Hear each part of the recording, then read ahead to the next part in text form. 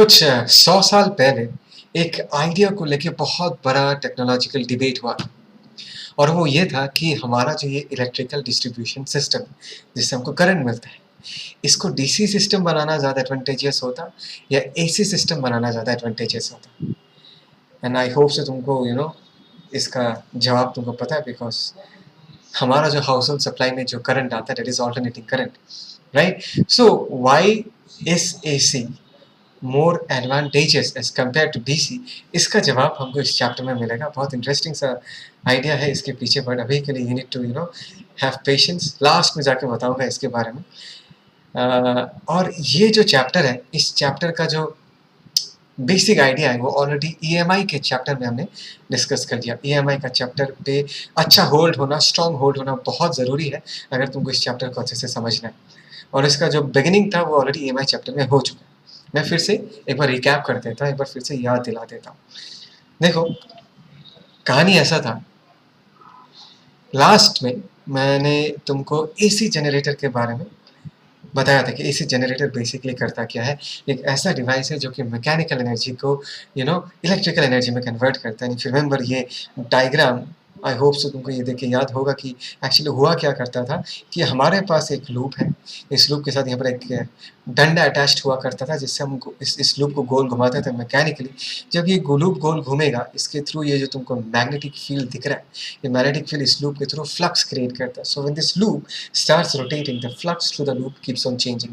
एक बार flux decrease करके 0 होता है, फिर इंक्रीज होता है, फिर डिक्रीज होता है, फिर बढ़ता है। तो ये प्रोसेस मैंने तुमको पहले भी बताया था। That means flux through the loop will keep on changing. और फैराडे भाई साहब ने ये कहा था कि देखो, अगर फ्लक्स बदलता है तो इसमें एक ईएमएफ इंड्यूस होगा और इस ईएमएफ के कारण एक करंट फ्लो करेगा। और ये जो स्पेशल केस है जहाँ पर यहाँ पर फ्लक्स बदलने का जो रीज़न है वो ये है कि area vector and magnetic field के बीच का जो ओरिएंटेशन है, इन ए वेक्टर एंड बी वेक्टर के बीच का जो एंगल है वो कंटिन्यूसली चेंज होता है। बात समझ में आया? दैट मीन्स यहाँ पर अगर मैं फ्लक्स फाई लिखना चाहूँ, चलो थोड़ा सा याद दिला देता हूँ। फ्लक्स बी डॉट ए होता है, तो बी ए कॉस थीटा को हम क्या लिख सकते हैं? ओमेगा टी लिख सकते हैं, है ना? तो इस फ्लक्स को अगर हम डिफरेंशिएट करते हैं अकॉर्डिंग टू फैराडेस लॉ, जो ईएमएफ आएगा उसका कुछ ऐसा एक्सप्रेशन आता था, that is E naught sine omega T. ठीक है, E naught is the maximum value of EMF, N B A omega होता था ई नॉट का value, N B A omega.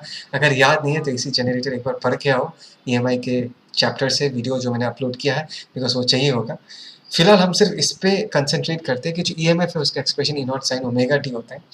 And if you सी, ये जो फंक्शन है this is sinusoidal in nature, right? ये जो फंक्शन है that is sinusoidal in nature, एक साइन कर्व जैसा वैरी करेगा ये। Now, how does a sine curve look like? We all know, right? हमने इस चीज़ को लेकर पहले भी बहुत बार डिस्कस किया है। एक पिक्चर दिखाना चाहूँगा तुमको, ठीक है? Something like this. देखो, याद है ना, ये जो लूप जब गोल घूमना चालू करता है और यहाँ पर बहुत बढ़िया से प्यारा सा एक कर्व बनाया गया है। This is the sine curve that I am talking about, ठीक है? This is the sinusoidal curve I am talking about. तो ईएमएफ का जो वेरिएशन होता है ये कुछ ऐसा होता है, right? It follows the sine function. And if you see properly, 0 से लेके t/2 टाइम तक ईएमएफ का साइन पॉजिटिव होता है, t/2 टाइम से लेके t टाइम तक ईएमएफ का साइन क्या होता है? नेगेटिव होता है। मैंने पहले भी सिखाया था, EMF positive, EMF negative actually refers to its polarity, right? अगर यहाँ पर मैं एक पोलैरिटी मानता हूँ, नेगेटिव वाले हाफ साइकिल में मैं जो ईएमएफ है उसका पोलैरिटी को रिवर्स कर दूंगा। अभी खुद सोच के देखो, अगर ईएमएफ का पोलैरिटी रिवर्स हो जाता है तो फर्क किस में पड़ेगा? फर्क पड़ेगा तुम्हारे करंट के डायरेक्शन में। मतलब 0 से लेकर t/2 टाइम तक करंट जिस सेंस में फ्लो कर रहा था, लेट अस से क्लॉकवाइज फ्लो कर रहा था, तो t/2 से लेकर t तक जब ईएमएफ नेगेटिव हो जाता है तब करंट एंटी क्लॉकवाइज फ्लो करता है। दैट मीन्स, ध्यान से देखना, हर t/2 टाइम के बाद करंट क्या करेगा? अपना डायरेक्शन रिवर्स करेगा। 0 से लेकर t/2 टाइम तक करंट एक पर्टिकुलर डायरेक्शन में फ्लो करेगा, फिर से नेक्स्ट t/2 टाइम तक एक anti clockwise for example sense में फ्लो करेगा, फिर ईएमएफ पॉजिटिव होगा, करंट अपना डायरेक्शन फिर से रिवर्स करेगा। हर t/2 टाइम के बाद करंट अपना डायरेक्शन क्या करेगा? ऑल्टर करेगा। बात समझ में आया? और ऐसे करंट को हम क्या बुलाते हैं? ऐसे करंट को ही हम ऑल्टरनेटिंग करंट बुलाते हैं। और ये जो यहाँ पर जो हमारा टॉपिक ऑफ डिस्कशन होगा, that will mostly be confined with a sinusoidal variation of EMF and a sinusoidal variation of current. That means we are dealing with a current which changes its time, which changes its direction periodically. और ऐसे current को ही हम alternating current बुलाते हैं। हमने ये word alternating क्यों दिया? क्योंकि क्या ऑल्टर हो रहा है यहाँ पर, करंट का जो डायरेक्शन है वो क्या कर रहा है, वो ऑल्टर हो रहा है। Is that clear? पक्का कुछ याद आया तुमको? सारा चीज मैंने तुमको पहले बताया था, ठीक है? ओके, फिर से इस पेज में आता है। मैंने बहुत बढ़िया से यहाँ पर लिख के रखा जो मैं तुमको बताना चाहता था कि एक्चुअली होता क्या है। मैंने coil is rotated rapidly in the strong magnetic field, magnetic flux linked with the coil changes, result an EMF is induced on the coil and the induced current flows through the circuit. This voltage and current are known as alternating voltage and current. दिख रहा है? 0 से लेके t/2 time तक positive voltage positive current, t/2 time से लेके t time तक negative voltage या negative current, right? This is the kind of graph that we are talking about, ठीक है ना?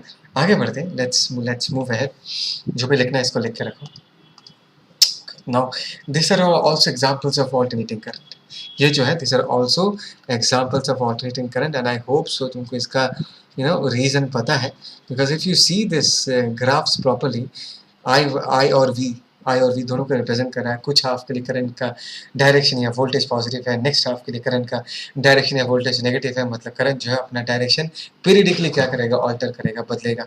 यहाँ पर भी देखो, एक बार पॉजिटिव एक बार नेगेटिव, एक बार पॉजिटिव एक बार नेगेटिव, तो इसको भी हम ऑल्टरनेटिंग करंट बुला सकते हैं। Is that clear? बात समझ में आया? ओके, एक इम्पॉर्टेंट चीज़ बता के रखना चाहूँगा।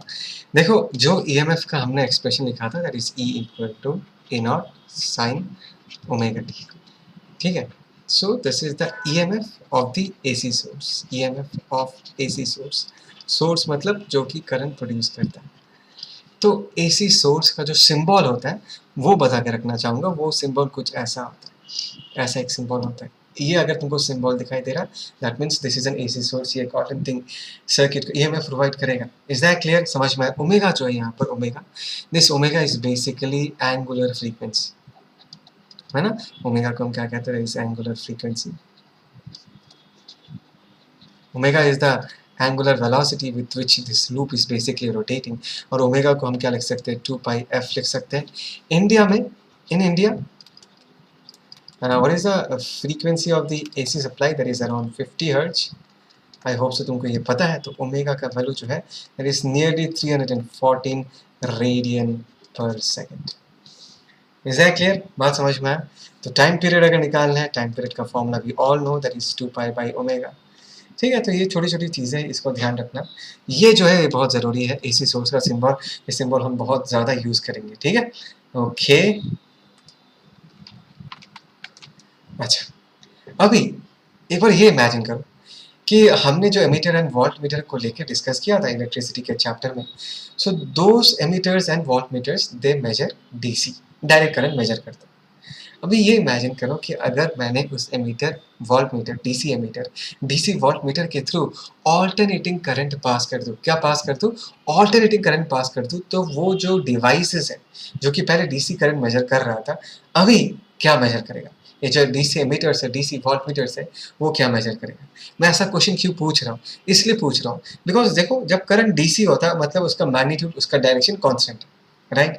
बट यहाँ पर हम एक ऑल्टरनेटिंग करंट के साथ डील करें। मतलब ऐसा करंट जिसका मैग्नीट्यूड दिखा है ना, ईएमएफ का मैग्नीट्यूड बदलता है तो करंट का भी मैग्नीट्यूड बदलेगा। करंट का जो मैग्नीट्यूड है वो टाइम के साथ बदलता है, करंट का जो डायरेक्शन है वो भी टाइम के साथ बदलता है। So what do you expect this DC ammeters and DC voltmeters to measure? And the answer is very obvious कि सर ये जो एमीटर्स एंड वोल्ट मीटर्स है ये अभी इस ऑल्टरनेटिंग करंट या ऑल्टरनेटिंग वोल्टेज का एवरेज वैल्यू या मीन वैल्यू क्या करेगा? कैलकुलेट करेगा। बात समझ में आ रहा है मैं क्या कह रहा हूँ? Is that clear? पक्का? Okay fine. So let's take an example. Let us say कि हमारे पास जो अभी करंट है, let us say the current that we are dealing with, let us say it is of the form I equal to I naught sine omega T, right? This is an AC current, right? Because ये जो current है ये अपना magnitude इसका magnitude 0 से maximum, maximum से 0, 0 से फिर मैक्सिमा तक जाएगा, but in the opposite direction ऐसे वेरी करेगा। और एक फिक्स टाइम के बाद ये करंट जो है अपना डायरेक्शन क्या करेगा? रिवर्स करेगा। So yes, this is an alternating current. अभी खुद सोच के देखो कि अगर मैं एक DC meter and volt metre से इस करंट का एवरेज वैल्यू निकालूं, लेट अस से ओवर वन कंप्लीट साइकिल, क्या बोला मैंने, ओवर वन कंप्लीट साइकिल, अगर मैं इसका एवरेज वैल्यू निकालना चाहूँ तो निकलेगा क्या। So let us find out the average value of the current. कभी कभी इसको हम ऐसे भी लिखते हैं, इसका मतलब है एवरेज, एंड यहाँ पर मैंने फुल साइकिल लिखा, फुल साइकिल मतलब वन कंप्लीट साइकिल जीरो से लेकर कैपिटल टी तक। आई होप सो तुमको कैपिटल टी का वैल्यू पता है, जस्ट नो बताया था, दैट इज 2π/ओमेगा, ठीक है। और आई एवरेज, यार एवरेज क्या है यार, टोटल चार्ज, तो बेसिक फॉर्मूला क्या है एवरेज का, करंट का, that is total charge flowing divided by total time taken, यही तो है, ठीक है ना। अभी देखो अगर तुम्हारा करंट का एक्सप्रेशन देखोगे, that is nothing but dq/dt, है ना। तो यहाँ पर हम dq को क्या लिख सकते हैं, dq in this case is equal to I into dt। बात समझ में आ रहा है मैं क्या कह रहा हूँ। तो अभी अगर हमको टोटल चार्ज चाहिए तो हमको क्या करना पड़ेगा, इसको इंटीग्रेट करना पड़ेगा, ऑब्वियस है, बिकॉज यहाँ पर जो करंट है वो वैरी करता है।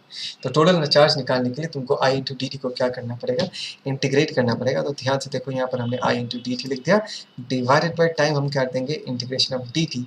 और ये भूलो मत, अगर हमको एवरेज निकालना है तो we need a period of time, और इस केस में the period of time that we are taking is zero से लेकर capital T, that is capital T, one full cycle zero से लेकर capital T, try to understand, right.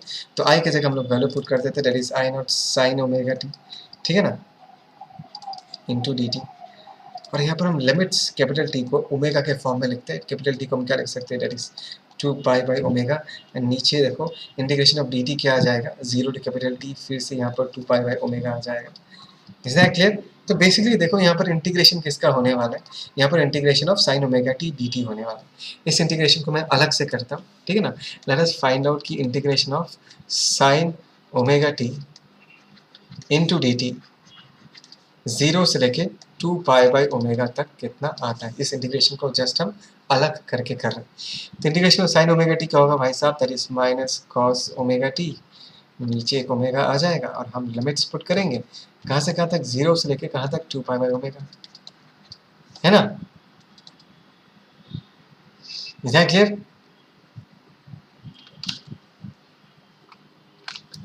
तो अगर हम यहाँ पर वैल्यूज पुट करें, ध्यान से देखना, कॉस टी की जगह अगर मैं 2π/ओमेगा पुट कर दूंगा तो यहाँ पर सिर्फ 2π बचेगा, माइनस कॉस टी की जगह जीरो, तो cos zero divided by omega, है ना। कॉस 2π कितना होता है 1, कॉस जीरो कितना होता है 1, 1 माइनस 1 क्या हो जाएगा, जीरो। मतलब integration of I naught sine omega T D T, इसका आंसर क्या आएगा, जीरो आएगा। टोटल एवरेज वैल्यू कितना आ जाएगा over full cycle, over full cycle average value zero आ रहा है। Is that clear. अगर इसी तरीके से फॉर एग्जांपल अगर हमारे पास एक क्या बोलते हैं, अगर ईएमएफ भी तो ऑल्टरनेटिंग है, राइट। लेट अस से अगर हमारे पास ईएमएफ का एक्सप्रेशन ऐसा होता that is E naught sine omega T, इसका भी अगर हम एवरेज वैल्यू निकालते, क्या निकालते हैं, average value over full cycle, तो ये भी कितना आता है भाई साहब, इसका भी वैल्यू कितना आता है, जीरो आ जाता है, ठीक है ना। तो ये तो मैथमेटिकली हमको समझ में आ रहा है कि क्यों जीरो आ रहा है, राइट। बट मैं चाहूँगा कि तुम इस रीज़न को फिजिकली अंडरस्टैंड करो कि क्यों जीरो आ रहा है, एवरेज इसका वैल्यू या मीन वैल्यू इसका जीरो क्यों आ रहा है। देखो अभी एक बार हम इसको ग्राफिकली समझेंगे, that is the best to understand this. अगर मैं इसका ग्राफ प्लॉट करूँ, let us just plot the graph, right. यहाँ पर मैं ग्राफ प्लॉट करता हूँ, late us say that is I versus time, ठीक है ना। तो यहाँ से लेके यहाँ तक, यहाँ से लेके यहाँ तक इतना बनाता हूँ, दिस इज जीरो, ये कितना हो जाएगा, दिस इज π/ओमेगा, और ये कितना हो जाएगा, दिस इज 2π/ओमेगा, ठीक है। So this is the positive half cycle, this is the negative half cycle, and you need to understand कि देखो integration of I into D T, इस ग्राफ का जो एरिया है, area under the graph curve, sorry, area under the curve क्या देगा, area under the curve charge देगा, है ना। तो इस पॉजिटिव हाफ साइकिल में जो चार्ज फ्लो है पॉजिटिव होगा, और इस नेगेटिव हाफ साइकिल में उतना ही चार्ज फ्लो करेगा, बट वो नेगेटिव होगा। पॉजिटिव नेगेटिव का मतलब क्या है, सिंपली डायरेक्शन। मतलब अगर मैं क्रॉस सेक्शन इमेजिन करूं तो 100 कॉलम चार्ज अगर लेफ्ट टू राइट फ्लो कर रहा है, नेक्स्ट हाफ साइकिल में 100 coulomb charge right to left flow करेगा। So it is a net charge flow through the cross section, वो तो जीरो आ जाएगा, बिकॉज लेफ्ट टू राइट जितना चार्ज क्रॉस ओवर कर जाएगा पहले हाफ साइकिल में, for the next half cycle उतना ही चार्ज ऑपोजिट डायरेक्शन में फ्लो कर जाएगा, and that is the reason net charge flow क्या आ रहा है, जीरो आ रहा है। That is the reason average value क्या आ रहा है, जीरो आ रहा है। इज दैट क्लियर, फील आया मैंने क्या कहा। तो इस चीज़ को अच्छे से लिख के रखो, जस्ट राइट इट डाउन, ठीक है ना। मैं इसको मिटा रहा हूँ, ओके। देखो अभी अगर तुमको एवरेज निकालना ही है तो तुम हाफ साइकिल में निकालो, बात समझ में? देखो upper lobe and lower lobe दोनों का लोब का जो शेप है वो एग्जैक्टली सेम है। बात समझ में आया? तो अगर फुल साइकिल में निकालोगे एवरेज 0 होगा, हम हाफ साइकिल में एवरेज निकालते हैं, वही चीज़ रिपीट करते हैं, but in this case let us talk about half cycle. अभी आंसर 0 नहीं होगा बिकॉज़ हाफ साइकिल मतलब ग्राफ इमेजिन करो 0 से लेके पाई बाय ओमेगा तक मैं सिर्फ पॉजिटिव कर्व को कंसीडर कर रहा हूँ। तो अगर मैं इंटीग्रेट करूँगा यहाँ पर ध्यान से देखो that is I naught sine omega T into D T, right? यहाँ पर इस बार जो मैं लिमिट्स पुट करूँगा दैट इज़ 0 से लेके t बाई 2 तक हाफ साइकिल, और यहाँ पर integration of D T that is 0 से लेके कहाँ तक t बाई 2 तक, ठीक है ना? अच्छा, अभी अगर हम इसको इंटीग्रेट करें एक बार अलग से, integration of sine omega T into D T कर देते हैं, ठीक है ना? Integration of sine omega T into D T कहाँ से कहाँ तक वैल्यू पुट कर देता हूँ 0 से लेके पाई बाई ओमेगा तक। देखो कितना आएगा, दिस इज लेट अस से माइनस कॉस ओमेगा टी, नीचे भी एक ओमेगा आ जाएगा और लिमिट्स क्या होगा इन दिस केस 0 से लेके पाई बाई ओमेगा तक, ठीक है ना? If I put the limits in this case T की जगह अगर पाई बाई ओमेगा पुट करूँगा, this is cos pi minus cos 0 divided by omega. Cos pi कितना होता है -1, कॉस 0 कितना होता है 1, -1 इसके आगे और एक माइनस है, -1 -1 -2 होगा, यहाँ पर और एक माइनस तो +2 बाई ओमेगा हो जाएगा। यहाँ पर हम डायरेक्टली वैल्यू पुट करेंगे, ध्यान से देखो आई नॉट तो कांस्टेंट है उसको हमने बाहर रख दिया, और integration of sine omega T into D T कितना आता है दैट इज 2 बाई ओमेगा, हमने 2 बाई ओमेगा लिख दिया, और इंटीग्रेशन ऑफ डी टी 0 से लेकर t बाई 2 तक यहाँ पर भी किया जाएगा pi by omega, omega omega चला गया, देखो ध्यान से this is 2 I not pi pi, so that is the average value of current over half cycle. बात समझ में? हाफ साइकिल में एवरेज का वैल्यू निकल जाएगा। सिमिलरली अगर ईएमएफ का एवरेज वैल्यू पूछा जाए हाफ साइकिल में, उसका एक्सप्रेशन भी ऐसा ही होगा, दैट इज 2, यहाँ पर जो आई लिखा है ना, ध्यान देना, ये जो आई है this is I not, this is the peak value, ठीक है ना? पीक वैल्यू का मतलब है maximum value of the current, ठीक है ना? यहाँ पर भी 2 ए नॉट बाई क्या आ जाएगा पाई, यहाँ पर ई नॉट जो है that is also the peak value, maximum value, ऐसे करके हम एवरेज निकाल सकते हैं। तुमको समझ में आ रहा है ना मैं क्या कह रहा हूँ? इसको पॉज करो, पॉज करके लिखो, ठीक है? देखो आई थिंक सो तुमको अब तक ये बात तो समझ में आ चुका होगा कि हम DC ammeters, DC volt meter से ऑल्टरनेटिंग करंट मेजर नहीं कर सकते, ऑल्टरनेटिंग वोल्टेज भी मेजर नहीं कर सकते, बिकॉज वो हमेशा रीडिंग 0 देगा, बिकॉज वो हमेशा एवरेज वैल्यू रीड करता है full cycle. Is that clear? तो we need some other way. देखो यहाँ पर जो हमने एवरेज निकाला है ना, ये इस पे हमने डिपेंड किया, इसके पहले जो हमने एवरेज निकाला, we depended on the concept कि current is nothing but the charge flowing per unit time. Charge flowing per unit time के कंसेप्ट पे हमने एवरेज निकालने का कोशिश किया, and charge flowing per unit time अगर मैं ये निकालूँ कि चार्ज फ्लो कितना करता है, जैसे कि मैंने पहले बताया था, एक हाफ साइकिल में जितना फ्लो करेगा नेगेटिव हाफ साइकिल में एग्जैक्टली उतना ही फ्लो कर जाएगा, but in the opposite direction. That is the reason average 0 आ रहा है। तो अभी अगर मुझे ऑल्टरनेटिंग करंट को मेजर करना है, तो मुझे ऐसे एक फिजिकल क्वांटिटी पे डिपेंड करना पड़ेगा एवरेज निकालने के लिए, जो कि करंट के डायरेक्शन पे डिपेंड नहीं करता। क्या बोला मैंने? जो करंट के डायरेक्शन पर डिपेंड नहीं करता, और वो फिजिकल क्वांटिटी है that is the heat generated. मतलब अगर तुम्हारे पास एक सर्किट है, ऑल्टरनेटिंग सर्किट है जिसमें ऑल्टरनेटिंग करंट फ्लो कर रहा है, और उसमें रेजिस्टर है, उस रेजिस्टर के थ्रू कितना हीट प्रोड्यूस हो रहा है, वो करंट के डायरेक्शन पे डिपेंड नहीं करता। चाहे current left to right flow करे, चाहे current right to left flow करे, वो हीट हमेशा प्रोड्यूस करेगा। तो हीट प्रोडक्शन के कंसेप्ट पे बेस करके कि कितना हीट प्रोड्यूस कर सकता है, हम एक नया एवरेज डिफाइन करेंगे जिसको हम बोलते हैं रूट मीन स्क्वायर करंट। क्या बोला मैंने? Root mean square current. मैं इसका मतलब समझाता हूँ। एक बात को समझो कि हमारे सर्किट में जो करंट है, ऑल्टरनेटिंग करंट, इसका वैल्यू कंटिन्यूअसली बदलता है। Is that clear? अगर करंट का मैग्नीट्यूड बदलता है, तो करंट जब उस रजिस्टर के थ्रू फ्लो करेगा, वो जो हीट प्रोड्यूस करेगा वो भी कंटिन्यूअसली बदलता जाएगा, राइट? तो इन दिस केस अगर मैं तुमको पूछूं कि भाई साहब ये बताओ कि कितना हीट प्रोड्यूस करेगा वो, तो सबसे पहले तुमको समझना है कि देखो हीट प्रोड्यूस पर यूनिट टाइम कितना होता है, आई स्क्वायर इंटू आर, बट ये जो आई है that is continuously changing. D T time के लिए हम इस आई को क्या मान सकते हैं, कांस्टेंट। तो पर यूनिट टाइम अगर I square R amount of heat release किया जाता है, तो डी टी टाइम में कितना हीट रिलीज होगा, I square R into D T. और इसको अगर तुम इंटीग्रेट कर दोगे let us over one full cycle 0 से लेकर कैपिटल टी तक, दैट मीन्स एक फुल साइकिल में उस रजिस्टर के थ्रू जब ऑल्टरनेटिंग करंट फ्लो करेगा, तो टोटल में कितना हीट प्रोड्यूस होगा वो निकल के आ जाएगा। Is that clear? क्या तुमको समझ में आया? Is that clear? बात को समझो, मैं फिर से तुमको बता रहा हूँ, ये जो करंट है ये क्या कर रहा है, वैरी कर रहा है। अभी मैंने तुमको कहा कि ओके फाइन, अभी अगर मुझे इस वक्त इतना ही हीट प्रोड्यूस करना है जितना इसने फुल साइकिल में इस वैरिंग करंट है जितना हीट प्रोड्यूस कर, अगर इतना ही हीट प्रोड्यूस करना है but by passing a constant या steady current through the resistor, उतने ही टाइम में इतना ही हीट प्रोड्यूस करना है, तो उस कांस्टेंट करंट का वैल्यू क्या होगा, उसी को ही हम आरएमएस करंट कहेंगे.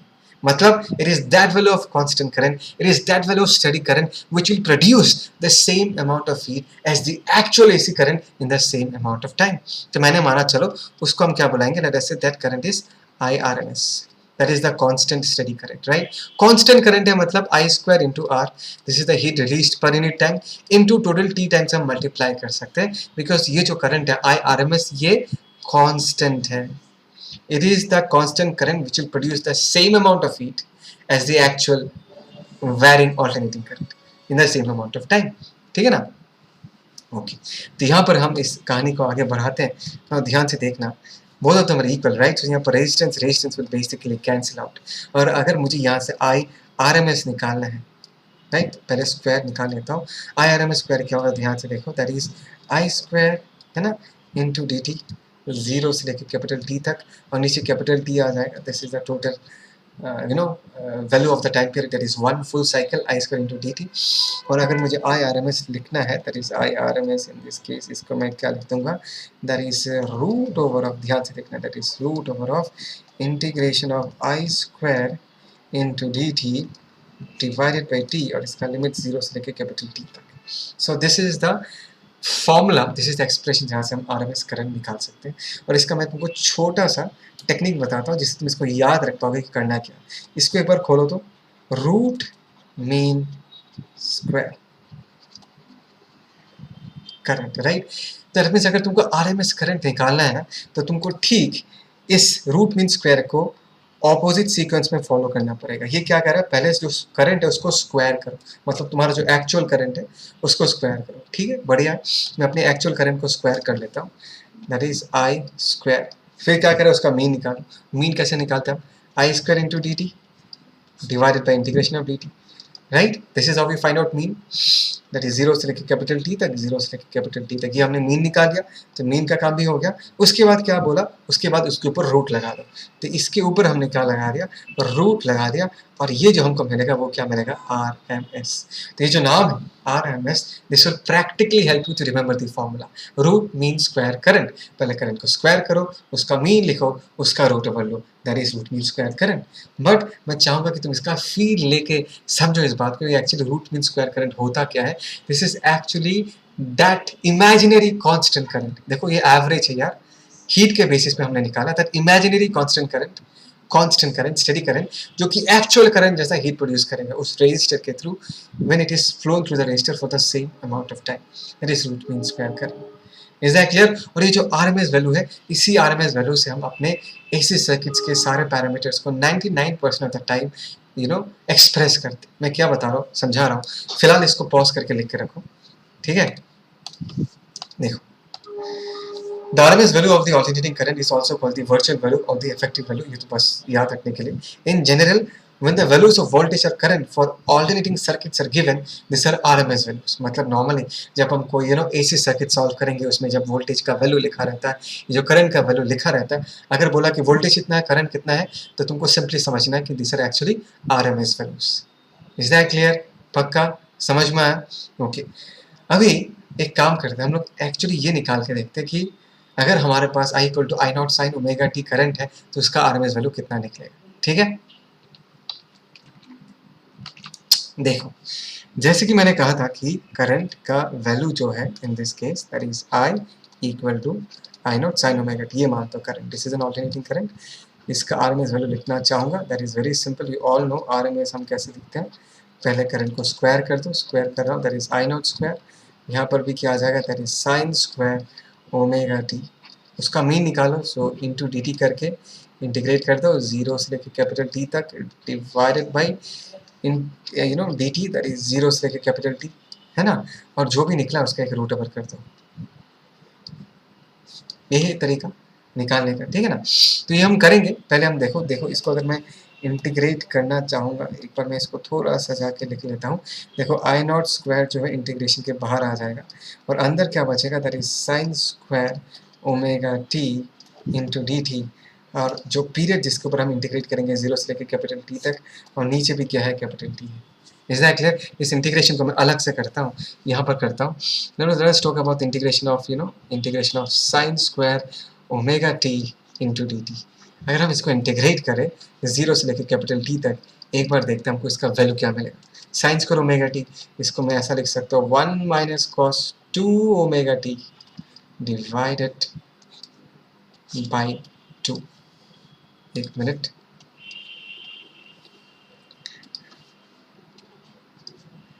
ठीक है ना, ये मिलेगा मेरे को। इसके आगे इंटीग्रेशन लगा दो, इसके आगे डी टी है, लिमिट लिख दो 0 से लेकर कैपिटल टी तक।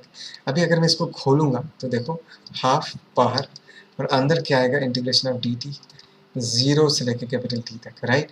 और यहाँ पर अगर देखो that is integration of cos 2 omega T into D T divided by, हम क्या लिख देंगे, 2 इन दिस केस, राइट।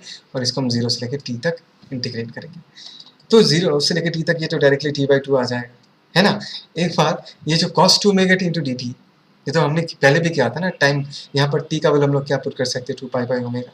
एक बार पुट करके देखो, अगर मैं यहाँ पर टी के जगह 2 पाई बाई ओमेगा पुट कर दूंगा तो cos 4 पाई होगा, है ना। cos 4 पाई मतलब 1 आएगा, और जब 0 पुट करूंगा वो भी 1 आएगा। 1 माइनस 1, ये पूरा टर्म क्या हो जाएगा, 0, और ये 0 हो जाएगा, और इसका वैल्यू कितना आएगा, दिस इज टी बाई 2। बात समझ में आ रहा है मैं क्या कह रहा हूँ, ये कहना चाहता हूँ, ठीक है। अभी यहाँ पर हम इसका वैल्यू डायरेक्टली पुट करते हैं रूट ओवर के अंदर। देखो आई नॉट स्क्वायर पहले से था, इसका इंटीग्रेशन का वैल्यू कितना है, दैट इज टी बाई 2, तो मैं टी बाई 2 लिख दिया। यहाँ पर टी है, टी टी चला गया बेसिकली, और यहाँ पर हमको एक प्यारा सा एक्सप्रेशन मिलेगा, that is I naught by root 2। समझ में आया, right? I think so that is nearly 0.707 I naught. So this is the expression of the RMS current, that is peak value divided by root 2. फिर से कह रहा हूँ, this is our peak value, that is peak value divided by root 2 हमारा RMS value होगा। Similarly अगर मुझे ERMS पूछा जाए, एक ऑल्टरनेटिंग सोर्स का RMS पूछा जाए, तो ये भी E नॉट बाई रूट 2 ही होगा, इसी फॉर्म में आएगा।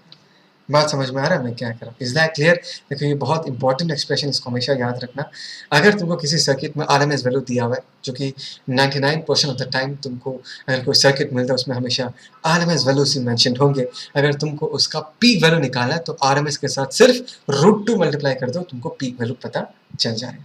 Is that clear? यहाँ पर मैं तुमको एक छोटा सा चीज़ याद दिलाना चाहूँगा कि साइन स्क्वायर ओमेगा टी का जो रिजल्ट आया वो कैसा है, टी बाई 2, ठीक है ना। और cos functions, pure cos functions and sine functions, अगर उसका हम फुल साइकिल में इंटीग्रेशन करेंगे, प्योर कॉस फंक्शन है या प्योर साइन फंक्शन है, या 2 ओमेगा टी क्या है, बेसिकली एंगल ही तो है, cos some angle 2 omega T, right. तो कॉस फंक्शन हो या साइन फंक्शन हो, फुल साइकिल में अगर हम इंटीग्रेट करेंगे, आधा साइकिल पॉजिटिव होगा, आधा साइकिल नेगेटिव होगा, and they will basically cancel out. तो इसका फुल साइकिल में जो इंटीग्रेशन आएगा उसका जवाब हमेशा 0 ही आएगा, ठीक है। और अगर हम लोग साइन स्क्वायर ओमेगा टी तुम करके देख सकते हो, कॉस स्क्वायर ओमेगा टी का भी अगर मैं इंटीग्रेशन करूँ टाइम के रेस्पेक्ट में, वो हमेशा हाफ आएगा, टी बाई 2। इस बात को हमेशा याद रखना, क्योंकि प्रॉब्लम सॉल्विंग में ये चीज़ तुमको बहुत हेल्प करेगा, ठीक है। फिलहाल अभी के लिए बस इतना याद रखो कि यहाँ पर आई आर एम एस का वैल्यूज कितना है, I naught by root 2, E R M S का वैल्यू कितना है, E naught by root 2। Pause करके इसको अच्छे से लिख के रखो, ठीक है। मिटा रहा हूँ, आगे बढ़ते। ओके, तो जैसे कि मैं कह रहा था, इन जनरल सारे आरएमएस वैल्यूज दिया रहता है। AC meter and volt meter always measure RMS value. जो AC meter and volt meter है, ये जो इनका जो मेजरमेंट है वो भी हीट के ऊपर ही डिपेंडेंट है। ये DC meter and volt metre नहीं है जो कि चार्ज के फ्लो को मेजर करता है, ये हीट के जनरेशन को मेजर करके अपना आरएमएस वैल्यू बताता है। Values printed on AC circuits are RMS values. हमारे हाउस होल्ड में अगर तुमने कभी सुना होगा, बोलते कि कितना वोल्टेज का सप्लाई, 220 वोल्ट बोलते हैं। ये जो 220 वोल्ट बोलते हैं ना, ये एक्चुअली आरएमएस वैल्यू है। बात को समझो, हमारे घर में ऑल्टरनेटिंग वोल्टेज सप्लाई किया जाता है, ऑल्टरनेटिंग करंट फ्लो करता है, तो ऑब्वियसली वोल्टेज का वैल्यू कांस्टेंट नहीं है, फिर भी 220 वोल्ट क्यों बोला जाता है? बिकॉज यहाँ पर 220 वोल्ट आरएमएस वैल्यू को रिप्रेजेंट करता है। बात को समझो भाई, यहाँ पर जो ये 220 वोल्ट है किसको रिप्रेजेंट करता है? आरएमएस वैल्यू को रिप्रेजेंट करता है। तो अभी अगर तुमको ये निकालना है कि तुम्हारे घर के सप्लाई में पीक वोल्टेज, मैक्सिमम वोल्टेज कहाँ तक जाता है, तुमको सिर्फ 220 के साथ किसको मल्टीप्लाई करना है, √2 को मल्टीप्लाई करना है। देखो √2 दैट इज 311 वोल्ट। मतलब तुम्हारे हाउस होल्ड सप्लाई में, तुम्हारे डिवाइसेस में पीक वोल्टेज कहाँ तक पहुँचता है, 311 वोल्ट तक पहुँचता है। Is that clear? पक्का समझ में आया? पॉज करके इसको लिखो। चलो okay. Next important thing to remember, very very important, ये मैं तुमको बता के रख रहा हूँ बिकॉज ये प्रॉब्लम सॉल्विंग में बहुत ही ज़्यादा ज़रूरी है। बता चुका हूँ, फिर से बता रहा हूँ। अगर हम sine omega T, cos omega T, sine 2 omega T, देखो this are all pure sine functions. 2 omega T से डरो मत, कंफ्यूज मत हो। 2 omega T at the end of the day they are just angles। बात समझ में आ रहा है? These are pure sin functions and cos functions। Full cycle में अगर इनका तुम एवरेज निकालोगे, इसका आंसर हमेशा क्या आएगा? 0 आएगा। बात समझ में आया? तो अगर आई नॉट साइन ओमेगा टी का एवरेज निकालना है, मतलब साइन ओमेगा टी का एवरेज निकालना है ओवर फुल साइकिल, उसका आंसर हमेशा क्या आएगा? 0। Similarly sine square omega T and cos square omega T का अगर एवरेज निकालोगे, उसका आंसर हमेशा क्या आएगा? हाफ। दिख रहा है? Sine square omega T, cos square omega T over full cycle that will always be half. तो आगे से कभी तुमको ऐसा integration, sorry, average of I not square sine square omega T निकालने थे, टेंशन ही नहीं है। साइन स्क्वायर ओमेगा टी है ना, डायरेक्टली तुमको क्या लिखते हैं ना? हाफ लिखते हैं। बात समझ में आए? इस चीज़ को हमेशा याद रखना, प्रॉब्लम सॉल्विंग में ज़बरदस्त हेल्प करता है। और अभी एक बात को समझिए, जो साइन फंक्शन हम लोग लिख रहे हैं ना, ये में भी एक साइन फंक्शन है या कॉस फंक्शन हो सकता है, करंट भी एक साइन या कॉस फंक्शन हो सकता है। ऐसा ये फंक्शन हमको एसएचएम में मिला था, राइट? तो ऐसे फंक्शंस को हम कैसे लिख सकते हैं? I naught sine omega T plus 5, याद है एसएचएम? वी को हम V naught sine omega T plus minus 5 लिख सकते हैं, या कॉस के फॉर्म में लिख सकते हैं। वोल्टेज को भी कॉस के फॉर्म में लिख सकते हैं। 5 को हम इनिशियल फेज कांस्टेंट कहते हैं। एसएचएम याद करो, एसएचएम याद करो। यहाँ पर वहाँ पर हमने इन एक्सप्रेशंस को बहुत ज़्यादा यूज़ किया था, ठीक है? तो बेसिकली ये भी तो एक साइन एंड कॉस फंक्शन ही है। तो यहाँ पर भी हम करंट एंड वोल्टेजेस को ऐसे फंक्शंस में ही रिप्रेजेंट करेंगे। ये जो है, this are the instantaneous value of current, कि किसी भी टी टाइम में कितना करंट है, this will be represented by this function. Are you getting the point what I am trying to say? लिख के रखो। चलो